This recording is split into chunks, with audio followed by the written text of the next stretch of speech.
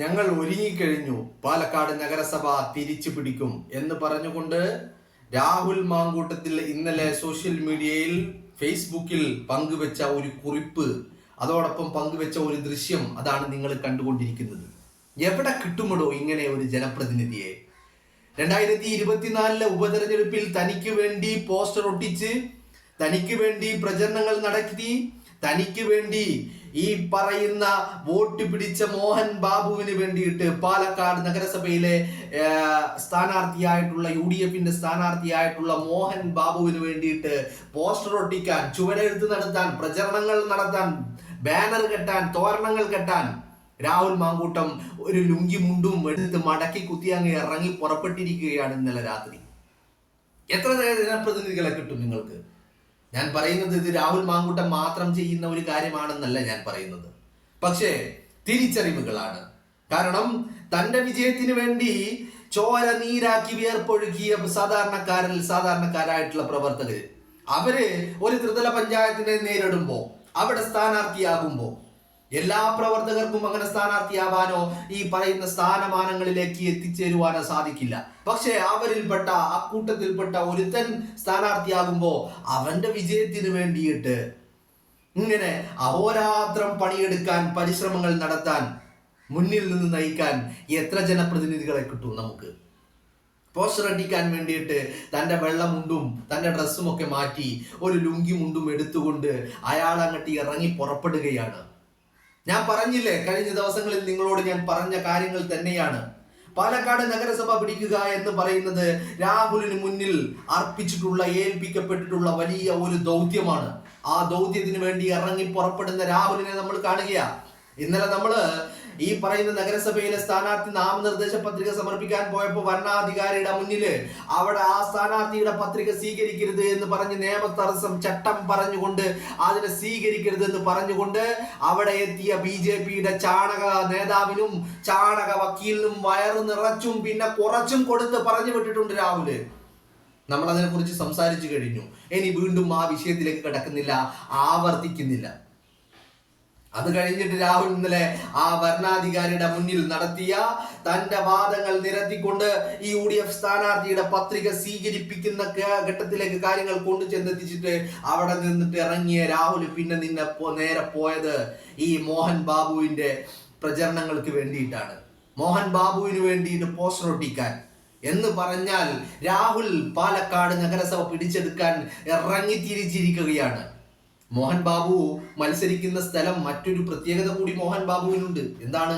രാഹുലിന്റെ MLA office നിൽക്കുന്ന അതേ വാർഡിലാണ് മോഹൻ ബാബു മത്സരിക്കുന്നത്.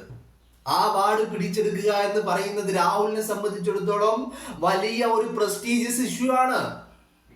വാർഡ് മാത്രമല്ല, നഗരസഭ തന്നെ പിടിക്കുക എന്നുള്ളതാണ് രാഹുലിന്റെ വലിയ ലക്ഷ്യം. കാരണം എന്ന് പറയുന്നത് ഞാൻ മുമ്പേ പറഞ്ഞിട്ടുള്ളതാണ്.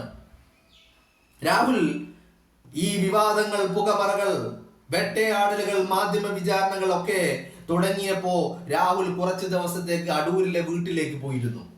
ആ അടൂരിലെ വീട്ടിലേക്ക് പോയിട്ട് അവിടെ നിന്ന് നിയമസഭയിലേക്ക്, അത് കഴിഞ്ഞ് അയ്യപ്പനെ കണ്ട് തന്റെ സങ്കടങ്ങൾ പറഞ്ഞിട്ട് അവിടെ നിന്ന് ഇറങ്ങിയ രാഹുൽ പാലക്കാട്ടേക്ക് തിരിച്ചെത്തുന്നതിന് മുമ്പ് എടുത്തൊരു പ്രതിജ്ഞയുണ്ട്. എന്താണ് ആ പ്രതിജ്ഞ എന്നറിയാമോ നിങ്ങൾക്ക്? തന്നെ വേട്ടയാടാന്, തന്റെ പച്ചയിറച്ചി കൊത്തി തിന്നാൻ മുന്നിൽ നിന്നവരുടെ കാലിനടിയിലെ മണ്ണിങ്ങ് മാന്തി എടുത്തിട്ട് തനിക്കിനി വിശ്രമമുള്ളൂ എന്നുള്ള ഒരു പ്രതിജ്ഞയുമായിട്ടാണ് പാലക്കാടിന്റെ മണ്ണിൽ രാഹുൽ തിരിച്ചെത്തിയത്. ഈ തെരഞ്ഞെടുപ്പ് പ്രഖ്യാപിക്കപ്പെടുന്നതിന് മുമ്പ് തന്നെ രാഹുൽ മാങ്കൂട്ടം പാലക്കാട് അത്തരത്തിലുള്ള രാഷ്ട്രീയ നീക്കങ്ങൾ നടത്തുന്നത് നമ്മൾ കണ്ടതാണ്. കണ്ണാടിയിലാവട്ടെ, നഗരസഭയിലാവട്ടെ.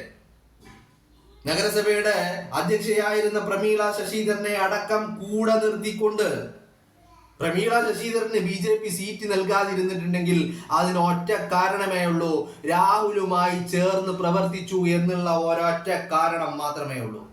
രാഹുലിനൊപ്പം നിൽക്കാൻ തയ്യാറായി എന്നുള്ള കാരണം മാത്രം. രാഹുലിനൊപ്പം നിൽക്കാൻ തയ്യാറായി എന്നുള്ള ഒരൊറ്റ കാരണം കൊണ്ട് മാത്രമാണ് പ്രമീള ശശിധരന് സീറ്റ് നിഷേധിച്ചത് BJP. ആ BJPയിൽ അടി ഒരു ഭാഗത്ത് നടക്കുന്നുണ്ട്, അതവിടെ നടക്കട്ടെ. പക്ഷെ രാഹുൽ വ്യക്തമായ രാഷ്ട്രീയ ലക്ഷ്യങ്ങളോട് കൂടി തന്നെയാണ് പാലക്കാട് പ്രവർത്തിച്ചു കൊണ്ടിരുന്നതും പ്രവർത്തിക്കുന്നതും. തെരഞ്ഞെടുപ്പ് പ്രഖ്യാപിക്കപ്പെട്ടതോടുകൂടി, ത്രിതല പഞ്ചായത്ത് തെരഞ്ഞെടുപ്പ് പ്രഖ്യാപിക്കപ്പെട്ടതോടുകൂടി രാഹുലിന്റെ പ്രവർത്തനങ്ങൾ അതിലേറെ ശക്തി പ്രാപിച്ചിരിക്കുന്നു, ഊർജം വന്നിരിക്കുന്നു എന്നുള്ളതാണ്. കണ്ണാടിയിൽ അയാളുണ്ട്, പിരായിരിയിൽ അയാളുണ്ട്, മാത്തൂരിൽ അയാളുണ്ട്, നഗരസഭയിൽ അയാളുണ്ട്, എല്ലായിടത്തും രാഹുൽ മാങ്കൂട്ടമുണ്ട്.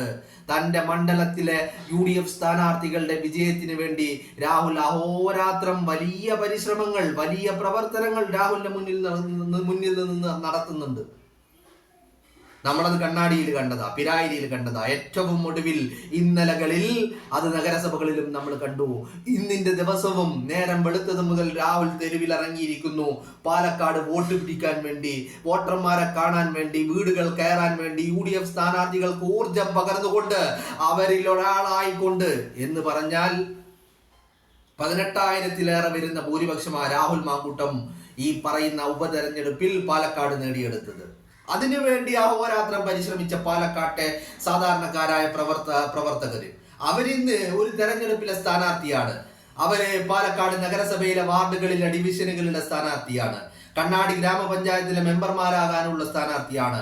പിരായിരിയിലെയും മാത്തൂരിലെയും മെമ്പർമാരാകാനുള്ള സ്ഥാനാർത്ഥികളാണ്. അവിടെയൊക്കെ ഭരണം നിലനിർത്തുവാനും പിടിക്കുവാനുമുള്ള സ്ഥാനാർത്ഥികളാണ്. എന്ന് പറഞ്ഞാൽ UDFന്റെ, കോൺഗ്രസിന്റെ മുന്നണി പോരാളികളാ. അവരുടെ വിജയത്തിന് വേണ്ടി തനിക്ക് 18,000-ന്റെ ഭൂരിപക്ഷം സമ്മാനിച്ച ആ സാധാരണക്കാരായ പ്രവർത്തകരുടെ വിജയത്തിന് വേണ്ടി രാഹുൽ അഹോരാത്രം പണിയെടുക്കുന്നു. ആ പ്രവർത്തകന്റെ നാമനിർദ്ദേശക പത്രിക തള്ളണമെന്ന് ഒരു ചാണക വക്കീൽ വന്നുകൊണ്ട് ഭരണാധികാരിക്ക് മുന്നിൽ ചട്ടം പറയുമ്പോ അവനിക്ക് ചട്ടം പഠിപ്പിച്ചു കൊടുക്കാൻ അവിടെ നെഞ്ചും പിരിച്ചുകൊണ്ട് രാഹുലുണ്ട്.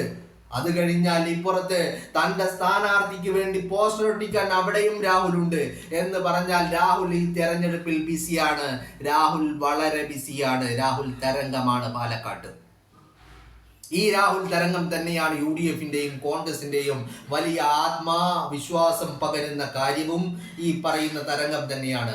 രാഹുൽ ഉണ്ടെങ്കിൽ പാലക്കാട് നഗരസഭ പിടിച്ചെടുക്കാൻ കഴിയും. രാഹുൽ ഉണ്ടെങ്കിൽ കണ്ണാടി പിടിക്കാൻ കഴിയും. മാത്തൂരും പിരായിരിയും നിലനിർത്താൻ രാഹുൽ കൂടെ ഉണ്ടെങ്കിൽ സാധിക്കുമെന്നുള്ള വിശ്വാസത്തിൽ തന്നെയാണ് കോൺഗ്രസ്. അതുകൊണ്ട് തന്നെയാണ് ഇന്നലെ നമ്മൾ സംസാരിച്ച വിഷയമാണ്. അതുകൊണ്ട് തന്നെയാണ് ഈ പറയുന്ന രാഹുലിന് എല്ലാവിധ പിന്തുണയും, എല്ലാവിധ സപ്പോർട്ടും, സന്നാഹങ്ങളും, സജ്ജീകരണങ്ങളും ഒരുക്കി കൊടുക്കണമെന്ന് VK ശ്രീകണ്ഠനോട് KPCC നിർദ്ദേശിച്ചിരിക്കുന്നത്. കാരണം അത്തരത്തിലൊരു സപ്പോർട്ടിന്റെ ആവശ്യം രാഹുലിനുള്ളത് എന്തുകൊണ്ടാണെന്നറിയാമോ? രാഹുൽ ഒരു ചെറിയ അച്ചടക്കട നടപടി നേരിടുന്ന വ്യക്തിയാ. ആ വ്യക്തിക്ക് ചില ഔദ്യോഗിക സപ്പോർട്ടുകൾ ആവശ്യമുണ്ട്. ആ സപ്പോർട്ടുകൾ തന്നെയാണ് നൽകണമെന്ന് ശ്രീകണ്ഠനോട് KPCC നിർദ്ദേശിച്ചിരിക്കുന്നത്. പാലക്കാടാണ് ഈ കോൺഗ്രസ് മുന്നേറ്റം ഉണ്ടാക്കുന്നതിൽ ഏറ്റവും മുൻപന്തിയിൽ പാലക്കാട് ഉണ്ടാകുമെന്ന് സണ്ണി വക്കീൽ വെറുതെ പറഞ്ഞതല്ല. സണ്ണി വക്കീൽ അങ്ങനെ പറയാനുണ്ടായ കാരണം രാഹുലിനെ മുന്നിൽ കണ്ടുകൊണ്ടാണ് സണ്ണി വക്കീൽ അത്തരത്തിലൊരു പ്രസ്താവന നടത്തിയത്. സണ്ണി വക്കീലിന്റെ വിശ്വാസവും ആത്മവിശ്വാസവും രാഹുലാണ്. രാഹുലിനെ കൊണ്ട് സാധിക്കുമെന്നുള്ള ആ ഒരു ഉറപ്പ് തന്നെയാണ് സണ്ണി വക്കീലിനെ അങ്ങനെ പറയാൻ ഒരു ഘട്ടത്തിലേക്ക് കൊണ്ടുചെന്നെത്തിച്ചത് എന്നുള്ളതാണ്. എന്താണെങ്കിലും രാഹുൽ സജീവമാണ്. ഒരു നേതാവ് എങ്ങനെയാകണമെന്ന് രാഹുൽ നമുക്ക് കാണിച്ചു തരികയാണ്. പാർട്ടിയുടെ പ്രവർത്തകർക്ക്, UDFന്റെ സ്ഥാനാർത്ഥികൾക്ക് നിയമപരമായ തടസ്സങ്ങൾ ഉണ്ടാകുമ്പോൾ, അല്ലെങ്കിൽ അത്തരത്തിൽ തടസ്സങ്ങൾ ഉണ്ടാക്കാൻ മറ്റു ചിലർ ശ്രമിക്കുമ്പോൾ അവരുടെ മുന്നിൽ നെഞ്ചും വിരിച്ചു നിന്നുകൊണ്ട് ചട്ടം പറയാനും പഠിപ്പിക്കുവാനും അവകാശങ്ങൾ നേടിയെടുക്കുവാനും ചോദിച്ചു വാങ്ങുവാകുന്നു. നേടിയെടുക്കുക എന്ന് പറഞ്ഞാൽ വെറുതെ അങ്ങ് നേടിയെടുത്തതല്ല ഒന്നും, എല്ലാം ചോദിച്ചു വാങ്ങിയത് തന്നെയാ. പിടിച്ചു വാങ്ങേണ്ടതിനെ പിടിച്ചു വാങ്ങി തന്നെയാണ് ശീലം. മുൻപ് പലവട്ടവും പറഞ്ഞിട്ടുണ്ട്, ഈ പറയുന്ന രാഹുൽ മാങ്കൂട്ടം എന്ന് പറയുന്നത് വെറും ഒരു നേതാവല്ല, അയാൾ പാർട്ടിയുടെ മുന്നണി പോരാളിയാ. നമ്മൾ വർഷങ്ങളായിട്ട് കണ്ടുകൊണ്ടിരിക്കുന്ന കാര്യമാണത്, അല്ലേ? പാർട്ടിക്ക് പ്രതിസന്ധി ഉണ്ടാകുമ്പോൾ, പാർട്ടിയുടെ ന്യായങ്ങൾ പറയാൻ, പാർട്ടിയെ പ്രതിരോധിക്കാൻ മുന്നിൽ നിന്ന് പട നയിച്ചവനാ രാഹുല്. ആ രാഹുലിനെ എങ്ങനെ മാറ്റി നിർത്താൻ കഴിയും? അയാൾക്ക് എങ്ങനെ ഉത്തരവാദിത്തങ്ങൾ ഏൽപ്പിക്കാതിരിക്കാൻ കഴിയും? അയാൾ തന്നെയാണ് ഉത്തരവാദിത്തങ്ങൾ ഏൽപ്പിക്കപ്പെടേണ്ട അർഹനായ വ്യക്തി. അയാൾ തന്നെയാ മുന്നിൽ നിന്ന് നയിക്കേണ്ടതും പട പൊരുതേണ്ടതും അയാൾ തന്നെയാ. അയാൾ തന്നെ വേണമെന്നുള്ള കാര്യത്തിൽ പാലക്കാട്ടുകാർക്ക് ഒരു സംശയവുമില്ല. പാർട്ടിക്കും അക്കാര്യത്തിൽ ഒരു തർക്കവും ഒരു സംശയവുമില്ല. പാർട്ടി അത് തിരിച്ചറിയുന്നുണ്ട്.